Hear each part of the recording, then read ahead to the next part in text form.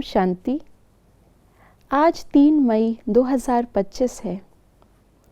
Purity की, royalty की personality धारण करने के लिए पवित्रता के अलग अलग पहलू हम बाबा से सुन रहे हैं इस मास में।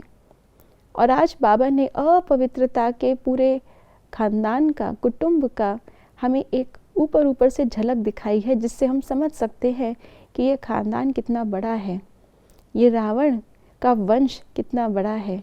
और प्योरिटी अर्थात रावण को पूरे वंश सहित समाप्त करना।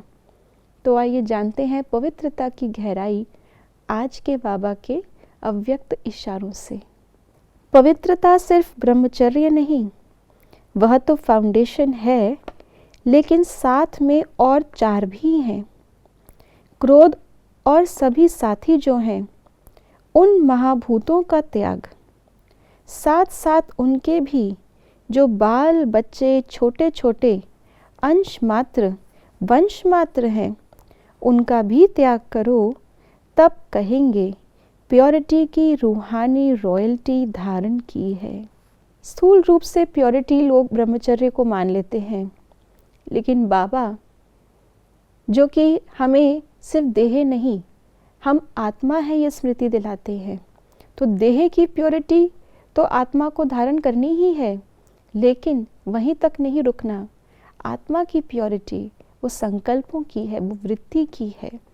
तो ऊपर से ब्रह्मचर्य व्रत का पालन करना ये काफ़ी नहीं है ब्राह्मणों के लिए, हमारे लिए आत्मिक रूप से प्योरिटी।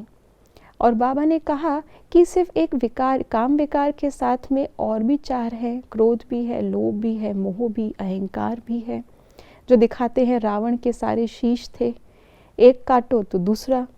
मान लीजिए कोई कहता है कि मैंने क्रोध को छोड़ दिया, लेकिन अगर अहंकार उसमें है तो वो अहंकार कोई ना कोई बात में उसके क्रोध के सर को फिर से जन्म दे देगा।